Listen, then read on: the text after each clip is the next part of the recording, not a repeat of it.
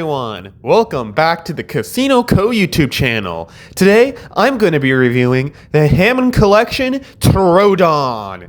What an unexpected release from the Hammond Collection line. A lot of people say that this figure reminds them of the Troodon from the Jurassic Park video game, and I gotta say, I see the resemblance, especially with the shadowy colored eyes. The tail can be easily torn off, making it so that you can easily put it back in the box. The box for the Troodon looks great, other than the horrendous render on the bottom left corner literally just being a recolored velociraptor with quills on the head. Don't understand why they couldn't have used the model from the game, but whatever. On the side of the box, it gives a description of the animal. Troodons are small carnivores with big eyes, sharp teeth, and a poisonous bite. After releasing their venom, Troodons use their speed to take down much larger prey. I also heard that in the video game, once they take down their prey, they lay their eggs inside of their victim so that their babies have a nice batch of food ready to eat when they hatch.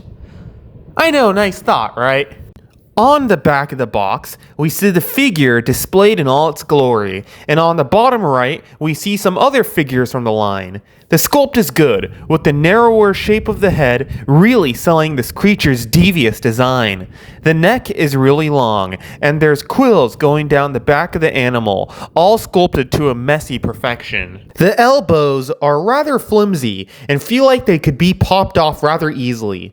The eyes are a pale white, really embodying this animal's nocturnal lifestyle.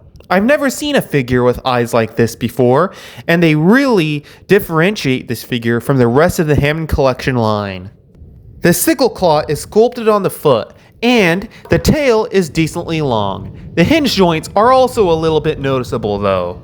Now let's talk about the paint job. The coloring of this figure gives off a dirty feeling, with the black speckles going through the top and hips of the figure. The inside of the mouth is painted a pleasant red, and the tip of the snout is orange, and the orange goes down a part of the back as well, to the base of the tail.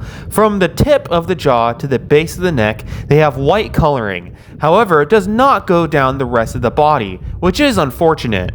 None of the claws are painted either. It's not that noticeable with the toe claws, but is very noticeable with the hand claws. Part of me wonders why they couldn't have just given this thing the color scheme from the game. The articulation is obviously great, being a Hammond Collection figure, so this is going to take a hot second to go over. The head can move up and down and be turned in a full 360 degrees.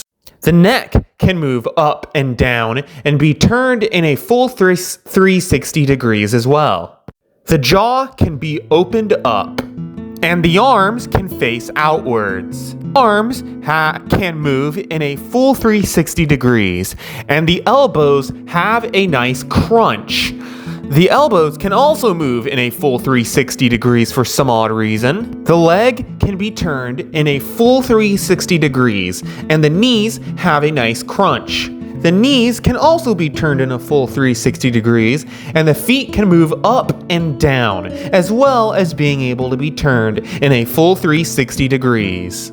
The hips can be pivoted outwards, and the tail is filled with bendy wire, so you can reach more dynamic poses with it. Now let's do some size comparisons. Here it is next to the Hammond Collection Alpha Velociraptor from Jurassic Park 3. Here it is next to the Hammond Collection Allosaurus.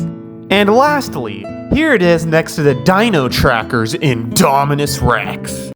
Alright, that's going to have to wrap it up, folks. I hope you enjoyed the video, because this is going to be the last one I do for a while. Please make sure to like and subscribe so I can reach 1,000 subscribers before I die of old age. Bye-bye.